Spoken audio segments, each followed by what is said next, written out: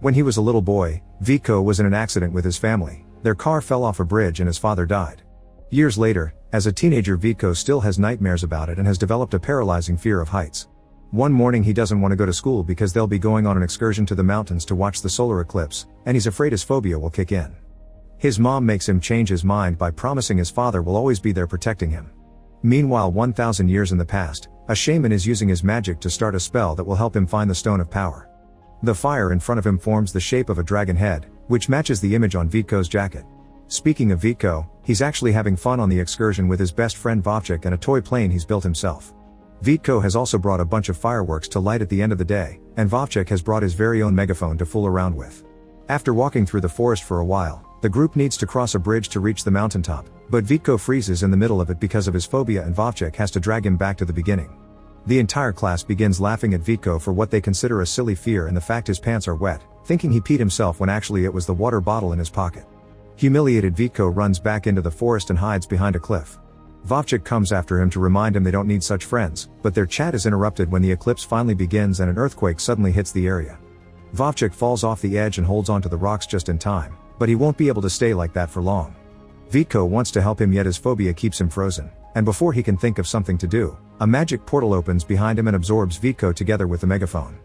When Vito opens his eyes again, he finds himself on the same cliff but in the past, 1,000 years back to be exact. Nearby, there's a man in armor called Olishko picking up flowers for the girl he likes when he's suddenly attacked by a group of enemy humans. Defeating these soldiers is easy for Olishko and his sword skills, but things get complicated when he's attacked by their leader Andiko, who quickly overpowers him and brings more soldiers to capture Olishko.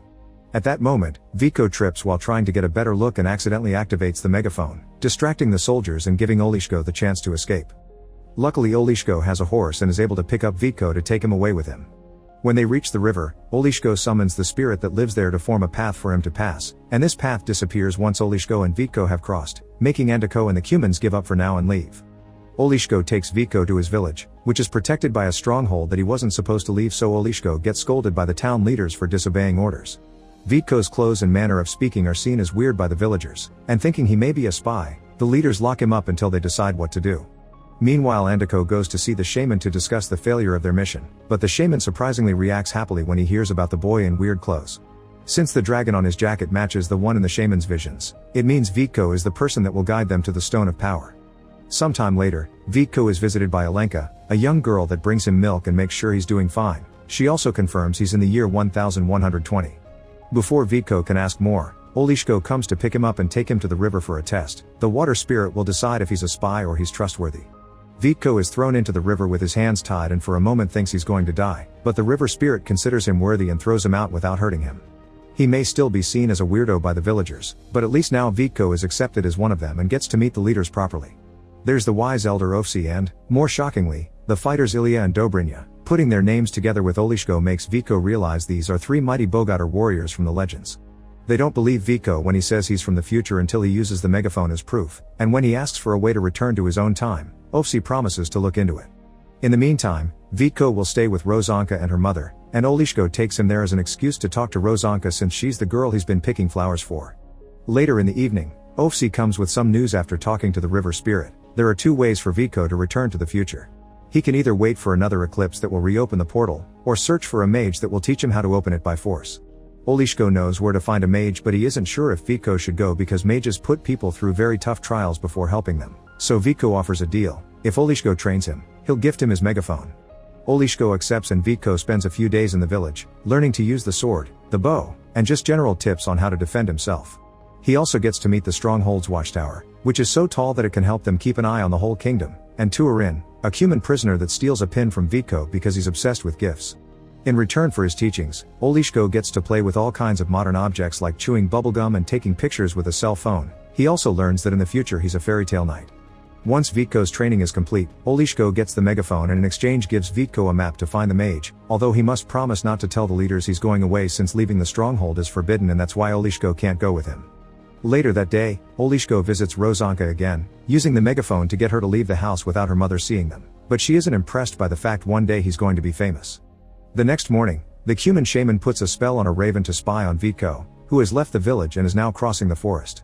He isn't sure if he's following Olishko's map correctly, but fortunately he comes across Alenka while she's gathering mushrooms and convinces her to be his guide since she seems to know the area well. Without noticing the raven that is following them, the teens walk for a few hours until they enter a passage between two huge rock walls, and Vitko suddenly finds himself in a desolate land, which is an illusion cast by the mage. Vitko can hear the mage's voice speaking in his mind, asking him for a test if he wants knowledge. He must confess his greatest fear, and lying would only get him punishment. Without hesitation, Vitko shares the story of the car accident, his fear of heights, and the fact this fear got in the way of saving Vovchik. The mage approves of the boy for having accepted his own weakness and shares the information he's looking for. The stone of power that will take him back to the future can be found where the wingless make their nests, and it'll be seen when he straddles the wind. Only someone able to touch another heart with his own can do it, but this power can also spread pain and misery around. As soon as the mage finishes saying the riddle, Vitko returns to the forest and learns Alenka never noticed he had been gone. However, she does believe him when he shares his experience and guesses that the nest for the wingless must refer to Stork Village.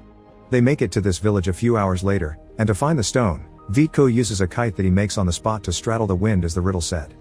The kite falls into the water, and Vitko jumps in to follow the string until he finally finds the stone of power. The raven sees all this, and as soon as the news reaches the shaman, he sends a bunch of Cuman soldiers to steal the stone. These warriors are ruthless, and not only do they kidnap Vitko and Alenka, they also kill the villagers and light their houses on fire. Fortunately, thanks to the watchtower, the soldiers at the stronghold learn about this attack and immediately send their own warriors, led by Ilya, Dobrynya, and Olishko. They beat up the Cumans easily with their superior sword skills, but there's an archer hidden in the woods that they can't see. Vitko does see him though, and he uses his own bow to get him before he can shoot a single arrow. Once everyone returns to the stronghold, Vitko and Alenka are scolded for leaving, but at least Ilya promises to guide Vitko the next day so he can find the place where he can use the stone. Meanwhile, Andiko is furious with the shaman since his plan made them lose an entire unit of soldiers, and threatens with killing him if he doesn't get him the stone next time. The following morning, Vitko is taken to the rock that brought him to the past, but putting the stone of power on it does nothing. Vitko thinks it has to do with the part of the riddle mentioning hearts, but Ofsi thinks they need to wait for a storm because the god that made that stone was the muster of thunder and that may activate its power. When they return to the stronghold, Vitko follows Ofsi to his home and discovers the old man is an inventor that is trying to make a flying machine. Obviously his knowledge is lacking, thus Vitko takes the chance to teach him about aerodynamics, using a paper plane as an example. From then on, Vitko and Ofsi work together on making functional wings, but Vitko also spends some time with Alenka, who shares local legends with him, including one about star-crossed lovers that leave behind a stone heart. To thank her for everything, Vitko gifts her a cute little paper bird. While the shaman prepares a new spell for his next plan, Ilya and his men manage to capture a Cuman soldier and interrogate him until they learn Andiko knows about the stone, which means they need to hide it to keep it safe. Ofsi thinks the best hiding spot is on top of the watchtower, and when he notices Vitko doesn't want to go up there with him, he reminds him that confronting your fears is important and that Vitko will always have the village's support to rely on. Riding the elevator is nerve-wracking, but Vitko manages to make it all the way to the top and start controlling his fear at least a little bit. Ofsi hides the stone inside an old rock, and this is seen by the shaman's magic, who decides the time has come. A few hours later, a storm finally comes, and Alenka tries to tell Vitko she doesn't want him to leave, but he doesn't get the metaphor she's using. Soon the rain starts, including hail too, which hits Turin in his cage and makes Vitko feel bad for him, so he grabs some old sailcloth and covers the cage with it to protect the prisoner. Alenka is impressed by Vitko's bravery and rewards him with a kiss on his cheek. That night, a flash of lightning hits the stronghold wall and breaks some stone that falls near the cage. Turin takes advantage of this and uses this debris to break the lock, escaping under the protection of the rain. Turin travels all the way to the Cuman camp, where it's revealed he's Andiko's brother, yet Andiko doesn't want anything to do with such a deformed beast. The gifts Turin have brought for him don't impress him because they're silly things like a chicken, but Andiko quickly changes his mind when the shaman notices Turin has also brought the stone of power. However, the stone still hasn't been activated and the shaman fails when he tries to use it, so he informs Andiko that they'll need the person that retrieved the stone from the river to make it work. The next morning, people in the stronghold find out that Turin and the stone are gone. Attacking the Cuman camp would be a bad idea that would get them all killed, so Vitko and Ofsi concentrate on finishing the flying machine because it's their only hope to recover the stone. Sometime later, while Ofsi and Alenka go out to gather berries and some mud to paint the flying machine, they're ambushed by a group of Cuman warriors that kidnap Alenka. Ofsi tries to defend himself, but there are too many of them and he ends up wounded. He does manage to make it back to the village, but he only can tell everyone about what happened to Alenka before dying. Speaking of Alenka, she's taken to Andiko, who steals her paper bird and sends it with a raven as a message to Vitko. Dangerous as it may be, Vitko still decides to go alone to the Cuman camp, where he's asked to activate the stone if he wants Alenka to live. Pretending to know what he's doing, Vico pulls out the fireworks from his bag and lights them up as he says random phrases from his English class to make it seem like he's speaking a mysterious mythical language. Then he throws the fireworks at the soldiers to create chaos and confusion around the camp, which allows him to grab Alenka and run to the horses. Unfortunately, before they can escape, they're captured again by Andeko, who gives Vico one last chance to activate the stone or he'll kill them both. Vico doesn't know what to do until he recites the riddle in his head again and realizes heart to heart means the magic of the human bond. He approaches Alenka, and when they hold the stone together, the magic inside it finally comes to life. After the shaman takes the stone away to power up their army, Andeko orders Turin to kill the teens, but he can't bring himself to do it because he remembers how kind Vico had been to him. Instead, Turin frees Vico and Alenka and gets them a horse, and such a gesture earns him a piece of candy from Vico as thanks. Turin loves gifts and tries to impress his brother with the candy, but Andeko ends up killing him for what he considers a great betrayal. The next morning, Vico and Alenka make it back to the stronghold and warn everyone about the incoming human attack. All the soldiers and the 3 Bogatyr warriors get ready to defend their home, but nothing prepares them for the sight that comes with the human army. It's a giant golem that the shaman is controlling with the power of the stone. The stronghold fires its catapults, but none of the projectiles is strong enough to hurt the golem. In fact, the big guy takes one of the boulders and shoots it back, breaking the gate. Noticing how big and heavy the golem is, Olishko gets an idea and leaves the stronghold to make the golem chase him, expertly dodging every slow attack until he makes the golem trip and fall into the river, where the water spirit captures it.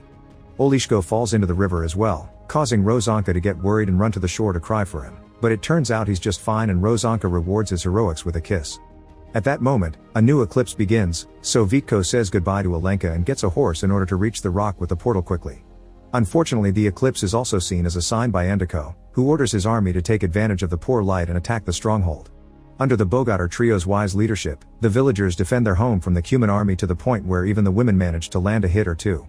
Finding himself at disadvantage, Andeko decides to leave with his soldiers before they're all killed, but the shaman isn't ready to give up yet. He still has control over the stone and manages to bring the golem out of the water for a new attack. Noticing the return of the golem even at a distance, Vico decides to come back to the stronghold and share a plan to defeat it. Ofsi's words of support are still strong in his mind and help him overcome his fear, allowing Vico to quickly take the elevator to the top of the watchtower and climb on the flying machine, which flies as smoothly as it was designed for. At the same time the golem reaches the stronghold to begin destroying it, Vico lands on the cliff where the shaman is standing, pushing him off to his death and finally recovering the Stone of Power. Andeko arrives at the cliff as well, intending to steal the stone, so Vico throws it in the water to stop it from falling in the wrong hands and causes the golem to disintegrate. A furious Andeko wants to kill Vico for his indolence, but Olishko arrives just in time to fight him again in a fierce battle between master swordsmen. Since Andeko doesn't have his army to support him this time, he falls to his death the same way the shaman did. There's no time to celebrate though because the eclipse is about to end, so Olishko takes Vico to the forest to find the portal on the rock. Before Vico leaves, Alenka comes to say goodbye as well and kisses him, promising she'll always wait for him. As soon as he enters the portal, Vico is transported back to the present, where Vovchik is still hanging on the edge of the cliff. Now that he isn't scared of heights anymore, Vico is capable of saving him, and such heroics earn him an ovation from his class. A year later, Vico's mother surprises him with an ancient book he's been looking for since his eclipse excursion. By following the information in the text, Vico manages to find the stone heart from the story, and by touching it, he can feel Alenka's presence in the past touching it as well. Make sure to subscribe and turn on notifications so you can watch more videos like this. Thanks for watching.